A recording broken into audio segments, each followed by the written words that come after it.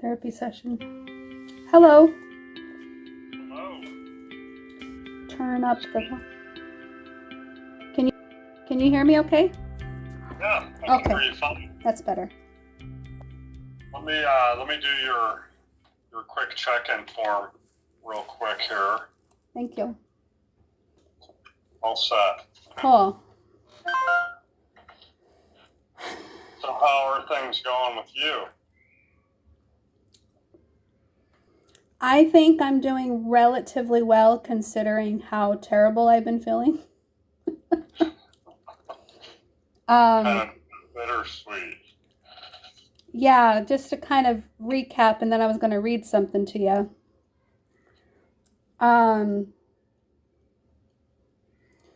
This today, for example, I was training a new girl, and we had a full crew. Well, a few people were out of work today because of COVID or whatnot. But then once the 3:30 people left, I realized that there would just be the new person and one other person. And so I'm supposed to get off at 3:30 with everybody else because I got there at 7. That's my schedule. So I went back and I talked to my supervisor and I'm like, do you realize that if I don't stay, the new person won't be able to take all the calls? She's too new. She doesn't know everything yet, So my supervisor's like, oh, I didn't realize that. Okay, Crystal, go ahead and stay. So I'm like, okay. It didn't feel as rewarding. It didn't feel very good. It felt codependent. It felt like I'm fulfilling a need, like I'm doing a good thing, but I didn't get any pleasure from it really, Right. Here's something that I did for the company, and I didn't do it to satisfy my own codependent need, but maybe I was hoping for a little bit more appreciation than I got, I understand. The other thing I was going to mention was what happened this weekend. Jim's birthday was on Friday, and I wasn't sure how that was going to play out because there was no plan that was discussed. And so when I came by on his birthday to pick up the kids, he was really upset because the plan that he had with his parents was to go out to dinner. And so I'm thinking, okay, I'll come pick up the kids and you go out to dinner with your parents. And he gets upset and he storms inside and he pouts at his desk. And I'm like, this is like typical Jim asking for attention behavior, right? And even if he just needs to, struggle on his own, I'm not really sure what this is all about. So I go and poke my nose in and ask him what's wrong. He says, I want to go as a family. I don't want to go with just me and my parents. And I'm like, but are we though? Like, is this really what you want? Are your parents okay with that? I don't feel warm and fuzzies from your parents all the time, So I hung out at the house and his parents showed up, and sure enough, his parents invited all of us. And we went out to dinner. We ate, that's fine. We came home. And then the next day, I was trying to pick Matthew up. We were going to go do something. Matthew said he was hungry, but I didn't have any money to feed him because I was broke. And Jim said that he was taking Brooklyn to Peter Piper. Okay, can me and Matthew join you? Because he's hungry too. I'm not hungry. So we go to Peter Piper, and the 4 of us are eating Peter Piper, and we're being all lovey-dovey, and we're being a cute family. And I'm just like, what the heck is going on with me? How do I fall into this so casually, like it's no big deal, And then Sunday night, I'm hanging out at his house practically all day. And Jim has offered to move out of the master bedroom into my old room. And he wants to give me the master bedroom with the master bathroom. He says that he can lock it off for me, and I could, have my space and he would respect it and blah, blah, blah. He really wants me to move back in. He even talked to the kids and he got Matthew on board. And Brooklyn's okay with it too. And I'm just like, holy freaking cow, like, this is all happening way too fast. I don't want to feel pressured. Please understand this is not what I was expecting right now, and I really don't think I'm ready. And he's just like, no, I understand. Like he's saying all the right things and doing all the right things. And then it's time for me to go home. I'm tired. It's like 10 o'clock at night or something late anyways. And my kids and my husband are all outside next to my car, and they won't let me leave. Like, they keep talking to me. They keep loving on me. They keep laughing with me. They're joking around. They're laughing with each other. And it's too cute to leave. Like, now I'm like, okay, I feel like the jerk that's leaving my family behind. They're just all invited me to live here, and now I'm torn again, you know?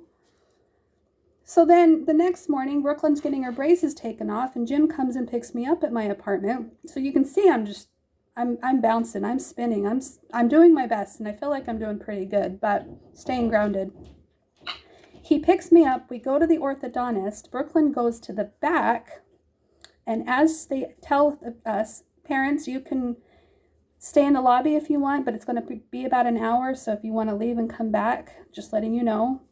And Brooklyn kind of like, her eyebrows get big, like she doesn't want to be back there alone, you know? And that's the body language that I noticed as her mom. So when she starts going back there, I look at Jim and I go, I'll go back there with her unless you want to do it, or we can both go, I'm sure. I don't think they'll have a problem with it. And he just kind of gives me this disapproving look, like, and I go, what? He's like, okay, you want to just go back there and see your orthodontist. Ha ha ha ha ha ha ha.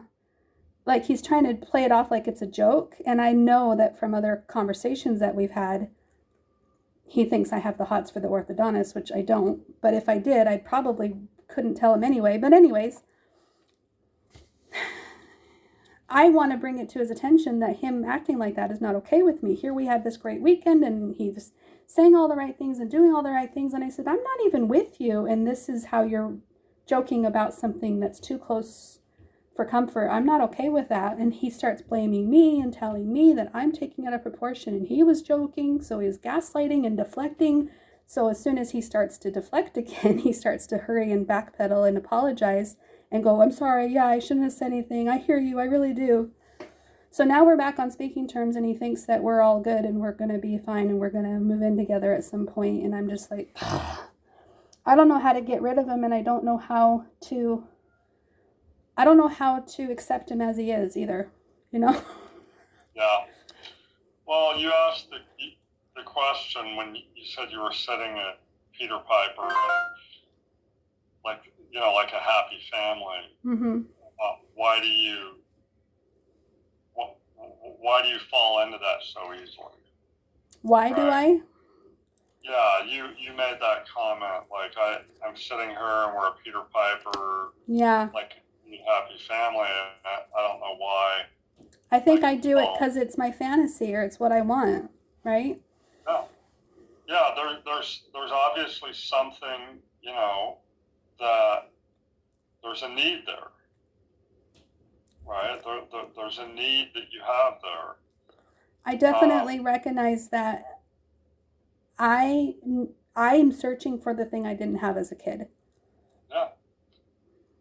And it's okay to need that, Crystal. Like there's nothing wrong with like, you shouldn't feel guilty for needing to be with your kids and needing to feel normalcy and needing to be, in an environment where you feel like part of something. You shouldn't feel guilt for that. Okay. And I don't know if I feel guilty, but I do feel wishy-washy, like I'm playing with his heart or something. Well, and I think you probably also feel like you're treading too close to danger, right? Yeah. Because you know from experience that situation can turn negative very quickly. Right. Right, just like it did at the orthodontist. Okay, so don't feel guilty for what you need. There's nothing wrong with needing that. Is there something wrong with acting on it, even if it's in the wrong situation? Like, I don't want to say my husband and kids are the wrong situation, but what am I doing to them by entangling myself in it?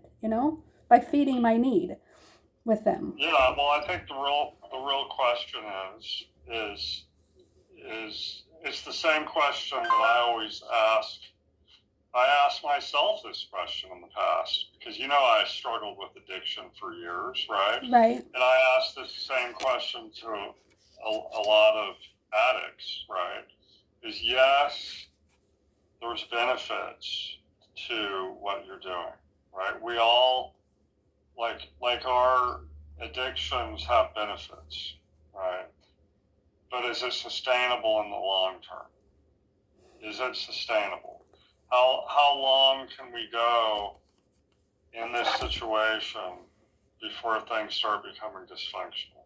That's a great question. And here's what Jim would argue, because I keep trying to bring that point up when he wants to work on stuff, is he says, how am I supposed to know how to drive a vehicle if all I've ever done is read about driving, watched others drive, been in the passenger seat? He wants actual practice driving. Like, he wants to actually have situations where me and him are together, where he gets to work at being the best husband and father that he can be. And if I keep taking away these opportunities for him to practice by choosing not to show up and rejecting him and choosing myself, and he practically in so many words has called me selfish. I even think I've heard him say that a couple times, because I am choosing myself, and I hate that feeling like I'm hurting him, Well, so think of it this way. He makes a good point. It sounds like a good point, right? And Jim needs to figure those things out in an environment that's not harming other people. You can't be a guinea pig for him either. Right. You've got to ask yourself the question, right? Like, the relationship, obviously there are benefits to it. Right. Right? Obviously there are negatives to it. Right? But, overall you have to ask yourself, do the benefits, what I receive from this, being a part of a family, being around my kids, feeling a sense of normalcy for periods of time, or, the validation, whatever you get out of it, does it outweigh the risks and the negative side of it? Well, and that's where I'm kind of at right now, thinking, yes, it does, because obviously I'm doing it, because I have my safe space and I feel like I can come and recoup, because after 4 days of being with him, I'm like, I just need to get away. And you have to, if that's the case, right, if the benefits do outweigh the risks, if you want to put it that way, like, the way that you protect yourself from falling back into same old like it was before is the boundaries. Mm-hmm. Right? You have to have boundaries. And for boundaries to work, you have to really believe that in who you are and what you deserve and how you deserve to be treated, right? It has to be something that's part of you, right? Because that's what drives your boundaries. That's what really helped me on Monday, because he upset me. All I wanted to do was go home. Because boundaries, to me, I'm learning, has absolutely nothing to do with telling other people what you need them to demand of them, right? It's, if this person does this to me, what am I going to do to protect myself? What is my boundary in this situation?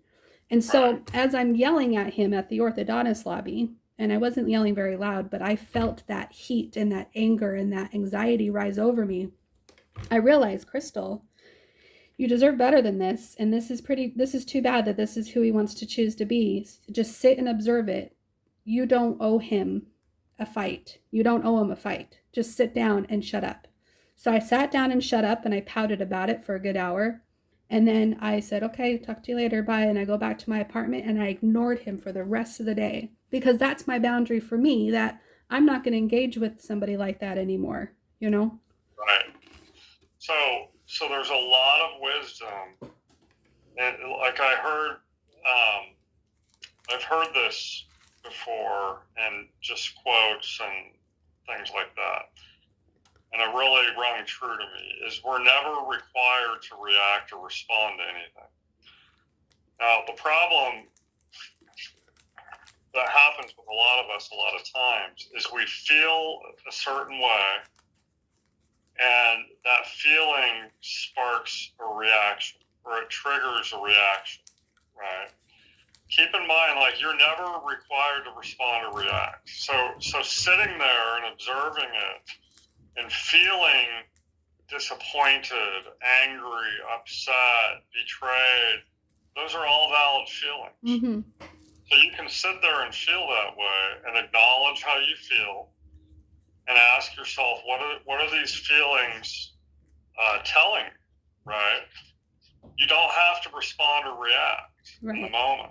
Right. The key is to wait until you've processed the feelings and you're not angry and upset anymore. And then you make a conscious, logical decision as to how you're gonna respond to that. Like what am I gonna do about this now? So, you know, the analogy of being in a pool of water and someone dunking water over your head, holding your breath and trying not to let the water affect you while they're doing that to you, and not gasping for air or coughing or having a reaction is practically impossible, as opposed to choosing to hold your breath underwater. Right. And so I feel like I go right back to my coping or, protective mechanisms to try to get him to stop doing what he's doing, stop acting like he's acting, stop saying what he's saying, stop having a mood like that. Like, I'm trying to do the tap dance really quick to get him to see that he's wrong. Stop doing this. Right. And so I had to just become a victim in my head for just a minute to stop the fight. And that's my go-to reaction, because I'm like, okay, I can't fight this way out of it. And that may be where you're going wrong. Like instead of going to your defense mechanism or your coping strategies, and instead of fighting, allow him to do it. By you not reacting to Jim and not going to your defense mechanism of trying to make it, calm him down and make it all better and all of that, you're allowing him, in a sense, to exaggerate his response and his anger or his disapproval, and let him sulk in it. Let him react, however. Don't try to stop it, because the more he reacts and sees it, the more evident it's going to be to him and to his brain, yeah, this is childish. This isn't appropriate. When you stop it, you're preventing him from ever learning that. That's true. And I think I remember it's uncomfortable for you, right? It puts you in an uncomfortable spot, but you can sit there and observe it, and you can feel angry and upset or threatened or however you feel, and acknowledge that. Say, yes, I feel this way. This is wrong. And then once you process through your emotions, however long that takes, that may take an hour, it may take a day. Then you can address it in a calm, peaceful environment and just say that the way you acted was not okay. Right. Right. I'm over it, but I want you to know that it was not okay. And by then, he's going to already know it wasn't okay. Or he's going to defend why it was justified. He might try to defend why it was justified. But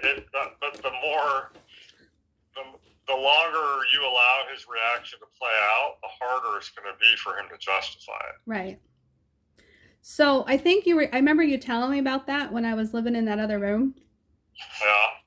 And we were going over like antidotes in this narrative, what do you call it, family systems therapy thing. And I went back to when my stepdad was drunk and yelling at me, and I got in his face and laughed at him and didn't take him seriously because I could care less about his feelings, right? Right. And so a couple of times I'm with Jim in that room, and he's barging in and he's demanding his way, and and instead of me reacting, basically telling him, you're acting like a fool, dude, and I don't care what you think. And it bothered him so much that I wasn't responding like I normally was, that he would leave pissed off and then come back acting completely different. Now he's crying. Now he's being he's trying all the tactics in the books to get me to see his point of view. So that's really what helped me through on being worried about Jim's feelings. Because keep in mind, he is conditioned to be able to act a certain way to spark a certain reaction from you. And the reaction from you makes him feel less fear. And it becomes like a conditioned response, right, to do those things. Right. And so by not giving him, like you're talking about, giving him the opposite reaction of what he's looking for, he's going to come back in with a different tactic. Right. But I like what you're saying. Not give him any reaction. Yeah, no reaction is usually the wisest choice, because over time he's going to understand that I can act jealous, I can act this way, but it's not going to do any good, right? Right. If he doesn't know by now that your motivation is not to go out and get laid or to pick up on guys, I mean, you've been gone almost a year, and that's not what you've done. Right. So I'm sure you've had every opportunity to do that if that's what you wanted to do. If it's what I wanted to do, I could have pursued it, but more than I did. Oh, yeah. For sure you could have. Yeah. So it's obvious that that's not your motivation. He doesn't have any reason to be jealous. His jealousy is rooted way back somewhere in his past. Right. But overall, it's control, right? I think it's a need to be in control to alleviate a fear of his that he has. You're not responsible for that fear, right? Right. I mean, that's his own fear that he has to resolve and get to the bottom of it. But from my perspective, the more that you react to try to change his demeanor and the way he's reacting, the less likely he's ever going to see it. Right. Yeah, I gave him the comparison that when my mom was beaten up by her second husband, I told him that her fifth husband would play fight. He'd slap our faces just really gently, like he was pretending to slap us for some reason. I remember the smell of his cigarette fingers. I remember hating him touching my face. I would, all the violations of don't touch me, right? And I was a teenager, and my mom hated it with a passion because it reminded her too much of her second marriage. So I told Jim today, I said, whether it be you or any other guy, heck, even if it's my mom, if someone's going to accuse me of having the hots for the orthodontist, that's too close to comfort. We've had too many arguments about the orthodontist, about the guy at the pool, about the movie star, about whatever it is. I don't care if it's joking or not. That's too close. That he's not where I need him to be for me to feel safe around him, Yeah. But just knowing that you don't have to react to every emotion right away. The key is to not allow the emotions to create the response, but to respond based on logic and reason and who you are, what you believe you deserve, your core values, all of those kinds of things. Right. But what you're talking about is just mind over matter, choosing to have self-control, even if it's only for that moment. Right. It's choosing to not respond. Mm-hmm. That's really what self-control is. Mm-hmm. It's choosing to not respond to the way that we're feeling. Right. Choosing not to respond to how others are trying to get us to feel. Exactly. Right. That's even more applicable to what you're dealing with. Right. And keep in mind, right, like it's a process, right? Like like just because you keep telling yourself that doesn't mean you're always going to be successful at it. Right. There's going to be times where you respond and you're going to get pissed and you're going to start yelling or you're going to start crying or whatever the situation. I'm not asking you to suppress your emotions, by the way, either. Yeah, I think what you're doing, you're helping me understand the difference between suppressing my emotions and feeling like a victim versus taking back my control and recognizing that I'm in control on how I choose to respond to this. And it's really putting the power back in my hands. I can't control him. Right. There's no point in even trying to control him. So let me just, yeah, I really like that. Thank you. There's more control in choosing not to respond than there is to anything you could say or do in that situation, or how you react. I just remembered I wanted to read something to you. I don't know if we have time. Yeah. How long is it? A couple paragraphs. Yeah, that's fine. Tonight, I'm feeling super sad and a teeny bit alone. So rather than reaching out, I decided to sit with my grief. I gave myself permission to be sad. I am allowed to love this apartment.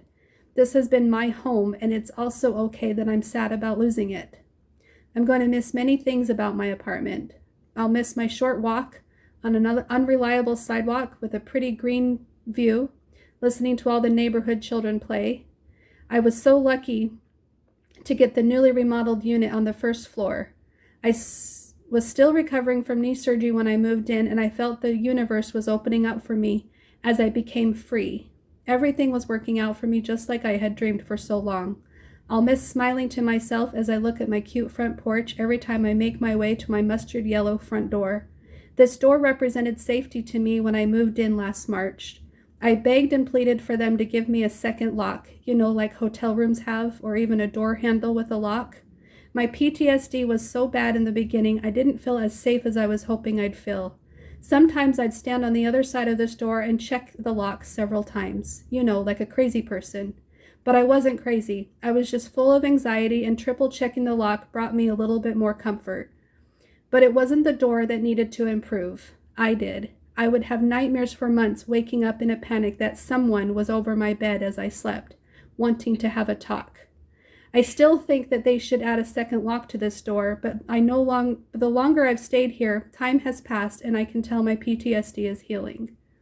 So I'm going to miss turning my cute key in the flimsy lock of this damn door, but most of all, I will miss the safety, peace, and serenity I feel when I'm not walking on eggshells every night or jumping through hoops just to please people with each decision I make. I love having this space to give myself love and acceptance. If I'm honest, I don't trust myself enough to stop looking for outer validation and approval. Not yet. It's just too much of a slippery slope for me. I'm not as skilled to stay balanced on this slope because doing what others want me to do is all I've ever known how to survive. Giving myself this space to find out what I want has been stupendous for my growth, but I'm not ready to leave yet. I honestly doubt I will ever find the same sort of peace again if I move into an environment involving others. Others that feed off my empathetic energy and try to control my choices. Others that give me guilt trips if I choose me instead of them. Others that don't understand my journey, calling me selfish and uncaring. Others that manipulate me by drinking or to steal time and attention, or accuse me of doing things that I'm not doing in order to get their insecure needs met. Being alone was hard at first, but it's gotten easier as I've learned self-love and self-acceptance. This place gave me stability, a place to ground myself in what Crystal wants, as long as I worked my butt off to survive another 30 days. But I was in control of that, no one else. Exhausted, yes, but not in the path of someone else's mental health. I was in charge of my own. I am not ready for this journey of living alone to end, but I need to learn boundaries better and learn to say no with confidence. The universe is shifting me into learning this, whether I think I'm ready for it or not. I may be afraid to leave this place and move in with my mom, but the one thing I won't miss is working 7 days a week just to afford this place. I will appreciate being able to have more options and choices in what to do with my time. I will save space in the storage unit for me to sit and visit on days I need to be alone. I will miss having a safe space. As dark and depressing as sitting in a storage unit might be, it will create a possibility for me to find inner peace again. I will miss many other things about this apartment too, but I'll just pause at this moment and leave it for another journal writing. So that's pretty much all I wrote. That. Yeah. I like that honesty in there. I like that a lot. Thank you. I just feel like if I don't say what I'm really thinking and feeling, because honestly, I just feel like I'm lost sometimes and I get really clouded with a vision, you know? Yeah, I know, but I think the more you believe in yourself and who you are, the more you're going to start to have purpose, and, you know, have a passion for what, you know, lies in the future for you. Yeah. Right? I think amazing things lie in your future. It's hard to see them sometimes, I think, when we're, you know, when we're disassociated and we're struggling with all of the stuff that you have been struggling with over the past several years. Well, but the more present you are, the more you're going to see that. I think if I'm honest with myself and I'm acknowledging me in this moment, I recognize that this person that is mad at Jim and hates Jim and doesn't want to be around him and all that, like, that's almost like a mold that I'm trying to fit into. Mm-hmm. That I'm creating for myself. Like, I think that's who I'm supposed to be. Does that make sense? And so when I feel like I'm not living up to my own standard of that mold that I'm creating, then I get mad at myself and disappointed. And I'm like, Crystal, just be honest with yourself and recognize that you are in between still and own it. Yeah, and you don't have to fit into a mold. You don't have to fit into any mold. That's the beauty of life, is self-discovery, and, you know, things can change. It's okay, right, to redirect your path, right, and to change what you want, and to change what you feel like you need. Right? And everything you want and feel that you need, you deserve to have those things. Thank you. I agree. So, all right, well, we'll pick back up next week, okay? Yes, I appreciate that. All right, it's so good to see you. Yes, good to see you too. Thank you. All right, we'll talk soon. All right, thank you. Okay, all right, bye-bye. Bye.